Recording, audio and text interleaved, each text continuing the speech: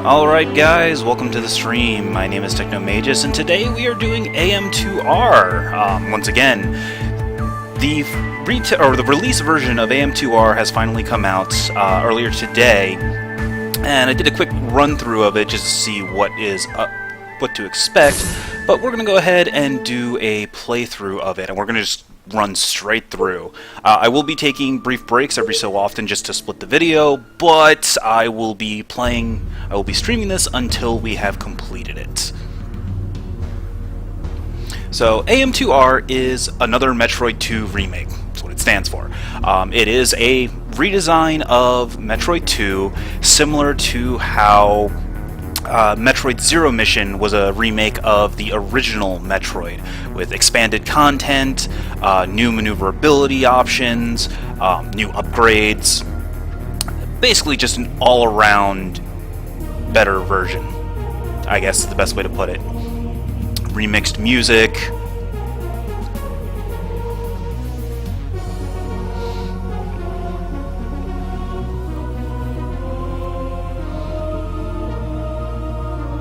Alright, so after that nice little Super Metroid-esque intro, let's go ahead and get started.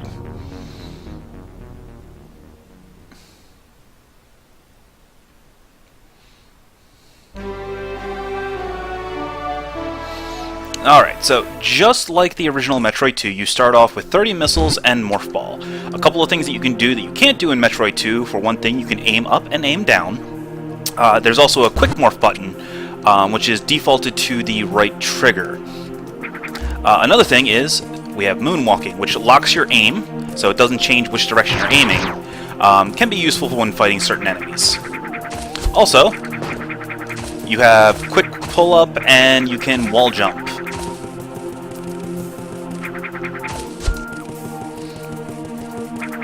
Alright, so let's go ahead and get started.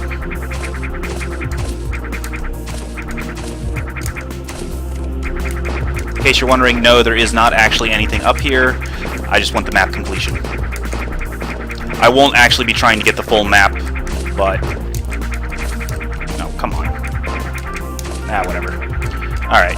I was going to try and show off something that is actually present in the original Metroid 2, but we'll come back in a little bit to show it off.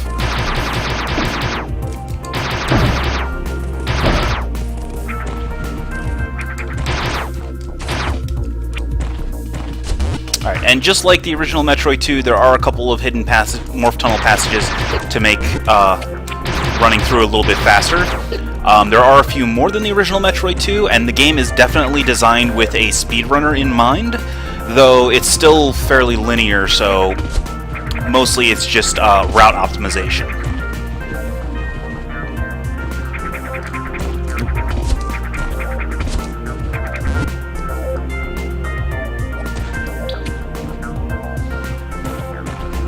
I will be showing off the little hidden passageways that I know of. Come on.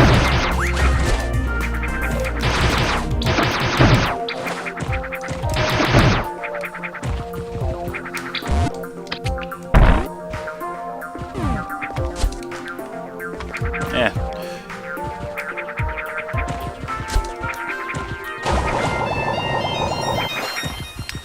Also, acid bad. Don't bathe in acid. Alright, now we have our first Metroid, an Alpha Metroid.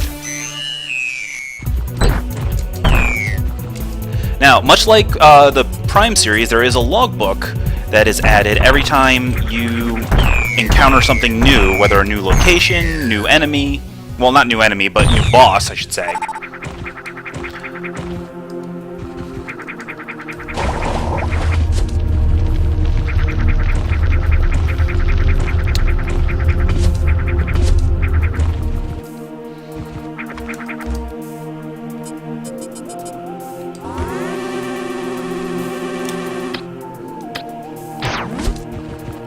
And they're basically just little bits of flavor text that help to, enhance the story.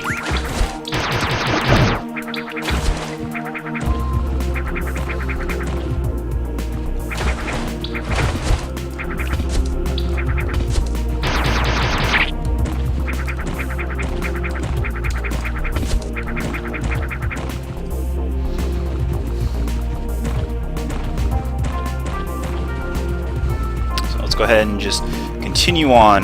Now, I've done, as I said before, I've done previous versions of this, so if you've already seen those, you pretty much know what to expect. Though there have been actually a couple of changes since then, to the early areas. So don't just tune out yet.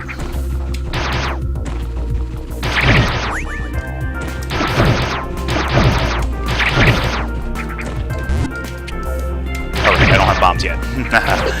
I need to get bombs.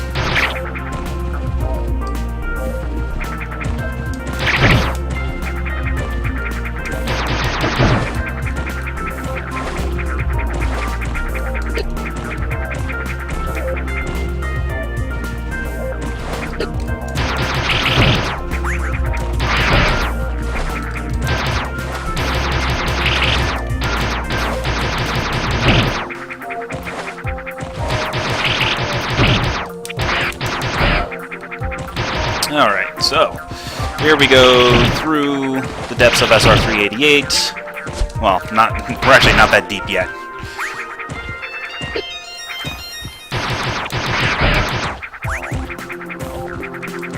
We are only scratching the surface at this point.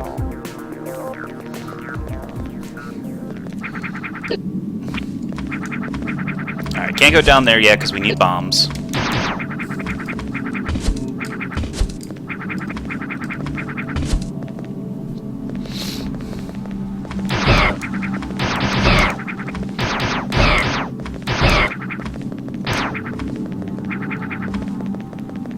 Alright, so here we are at the first set of Chozo Ruins. Let's just go ahead and go inside. Now, if you are good at wall jumping, you can actually skip around the Chozo Ruins, but it's not actually a good idea, because you're going to have to just jump back around anyway.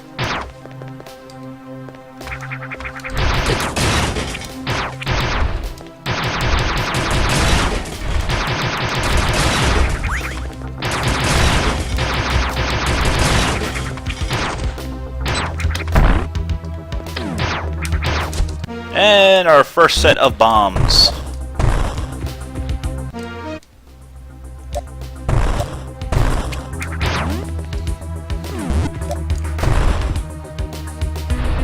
And with bombs comes missiles, and with missiles comes more ammo.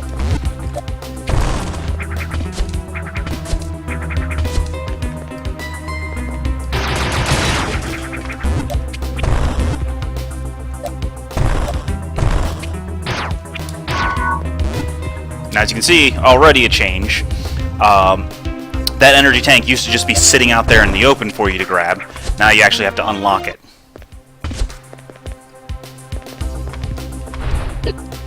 Alright, so let's go ahead and get Ice Beam.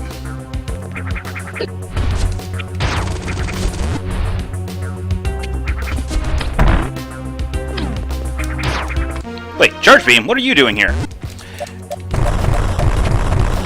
Yes, you actually do not get Ice Beam as your first beam.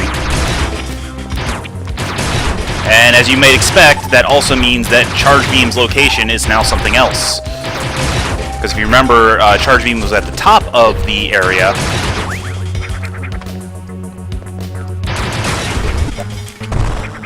And back here we have a mysterious locked door, and also a mysterious statue that we cannot activate at the moment. We'll have to come back for that when we have the means of activating it, which we will not get for quite some time.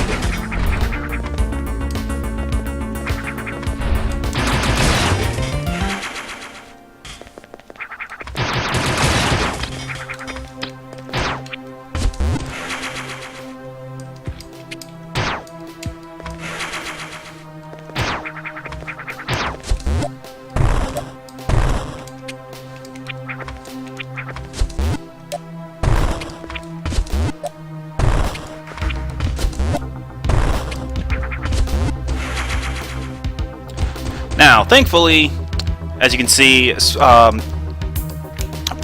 Ball has not changed its location. So we have to go around for it, just like in the original game. That's just a little hint as to where it is. It's not actually going to allow you to sneak through to grab it.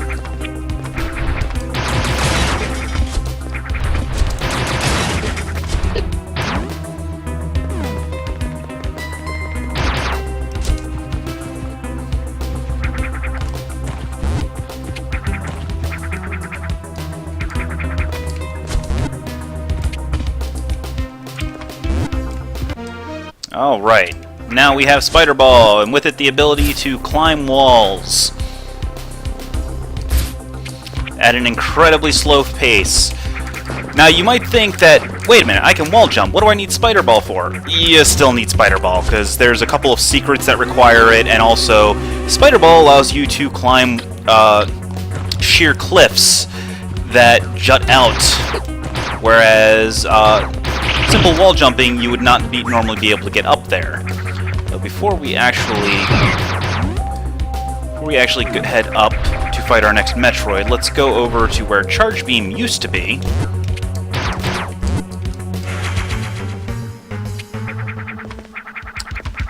And now it's an energy tank. Well, we definitely want an energy tank, so... And here we have a 3-switch puzzle. Just light all 3 and that's it. The pattern hasn't changed since that puzzle was first put into place.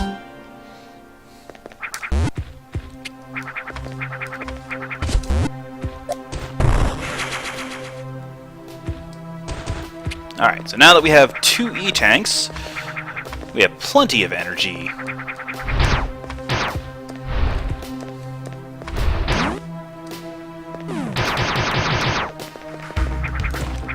So let's go ahead and head up.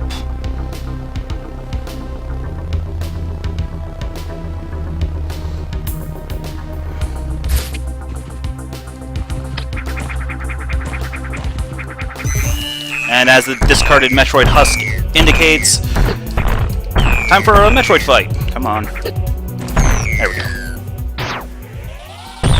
Unlike the Prime series and Hyper Metroid,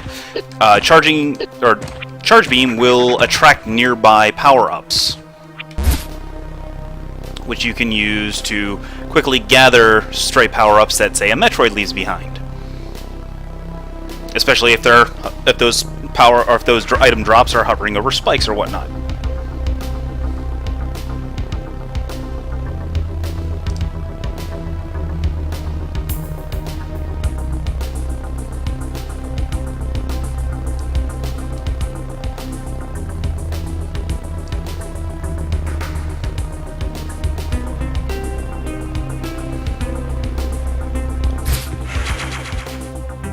Alright, so now that we've gotten everything from this area, we no longer need to... Well, we can't open that mysterious gray door just yet, so we'll have to come back here at a point where we have the ability to open mysterious gray door. Oh, wait. Yeah, okay. Alright, so now that we've cleared the... or now that we have bombs and we've cleared the Metroid in the ruins, let's go to the breeding grounds down below. Get a convenient save point.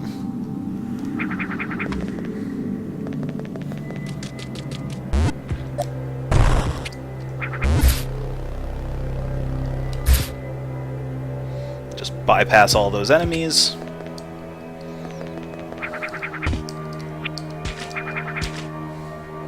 So now we're in the breeding grounds.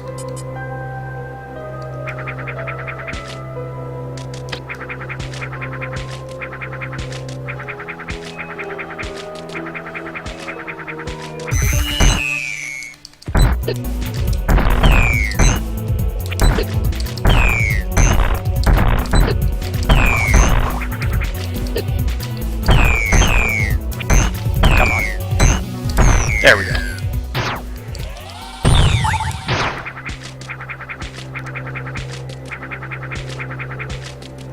Fortunately, the Metroids give a pretty decent number of drops. Not enough to fully refill you, but usually enough to fight the next one. At least as long as you're not like me and can actually aim your missiles. Come on.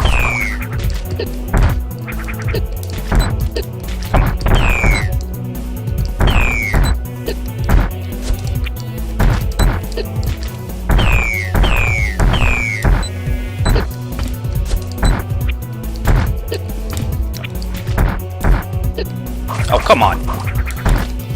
There we go. Yeah, I'm really bad at this whole missile aiming thing.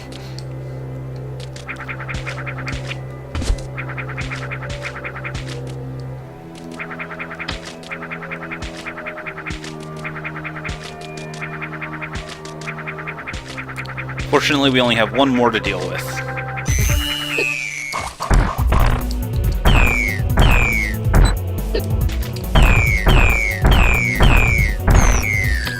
And in case you're... no, you did not miscount. The different Metroids do have varying amounts of health. Alphas can take anywhere from 5 to, I believe, 8 missiles, whereas higher up Metroids will take more. But we'll deal with that when we actually encounter them.